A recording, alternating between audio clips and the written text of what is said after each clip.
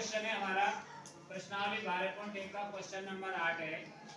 एक लकड़ी का ठोस बेलनाकार टुकड़ा है जिसकी ऊंचाई है 2.4 सेमी और उसका व्यास है 1.4 सेमी। तो व्यास की तो हमने त्रिज्या बना दी, व्यास बटे 2 यानी 0.7 सेमी। इसमें से एक शंकुआकार खोल, जैसे एक बेलनाकार है, इसमें से ये शंकुआकार खोल काट करके निकाल दिया है, तो शेष बचे हुए भाग का ये वाला हिस्सा हमने इसमें से काट के निकाल दिया। तो ऐसी आकृति शेष बच रही है आपके पास, तो इसका क्षेत्रफल निकालना है हमें। तो देखो, एक तो इसमें बेलन के वक्रपृष्ठ का क्षेत्रफल, शेष लकड़ी का पृष्ठीय क्षेत्रफल, ये ज्ञात करना है हमें।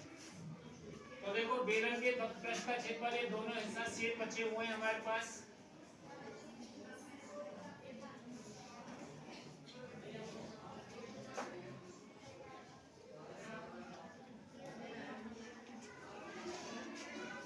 प्लस ये शंकु का वक्रपृष्ठ दिखाई दे रहा है हमें।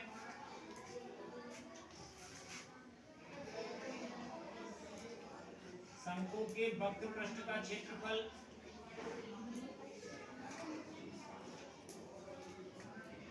प्लस एक वृत्तीय भाग तो शंकु में कट के चला गया, एक वृत्तीय भाग बच गया हमारे पास, प्लस बेलन के वृत्तीय भाग का क्षेत्रफल।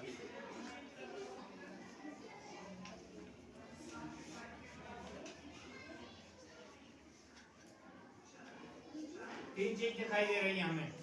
एक तो बेलन के वक्रपृष्ठ का क्षेत्रफल दिखाई दे रहा है, एक शंकु के वक्रपृष्ठ का क्षेत्रफल दिखाई दे रहा है, और बेलन का एक वृत्तीय भाग दिखाई दे रहा है। तो देखो, बेलन के वक्रपृष्ठ का क्षेत्रफल 2πrh प्लस शंकु के वक्रपृष्ठ का क्षेत्रफल πrl प्लस बेलन के वृत्तीय भाग का क्षेत्रफल πr²। अब हमने देखो, r दोनों में समान है और पाई भी समान है, तो πr हमने इसमें से ले लिया कॉमन, तो यहाँ बच गया 2h plus l plus r। अब इसको हल करने से पहले शंकु की तिर्यक ऊंचाई नहीं है हमारे पास, l नहीं है, तो l निकालना पड़ेगा। तो शंकु की तिर्यक ऊंचाई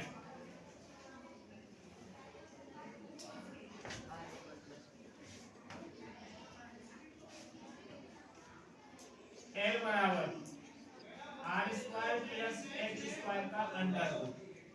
तो r है हमारे पास 0.7 का वर्ग, और h है उसका हमारे पास 2.4 का स्क्वायर। r त्रिज्या 0.7 का स्क्वायर, और शंकु की जो बेलन की ऊंचाई थी वो 2.4, तो 2.4 का स्क्वायर।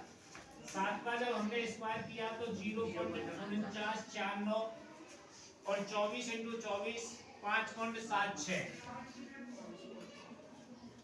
अब इसको हमने जोड़ दिया, 9 और 6 15, 7 4 11 और 1 12, 5 और 1 6, 6.25।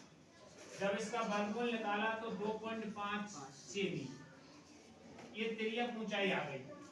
जब तक हम इसको नहीं निकालेंगे तब तक हम इस सवाल को आगे हल नहीं कर सकते, क्योंकि हमारे पास l नहीं है। तो l आ गया। अब हमने संख्या जमा दी, पाई का मान 22/7 इंटू त्रिज्या 0.7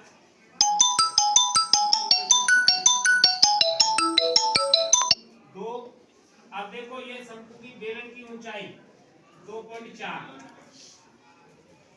प्लस l 2.5 और 0.7। अब इस 7 से हमने 7 को काट दिया, 0.1, तो 22 एकम 22।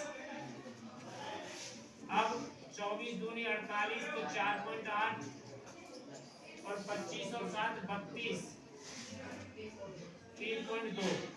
इन दोनों को जोड़ दिया तो देखो 2.2 गुणा 8 और 2 10, 4 और 3 7 और 1 8, तो 8 दूनी 16, 8 दूनी 16 और 1 17, 17.6 वर्ग सेमी।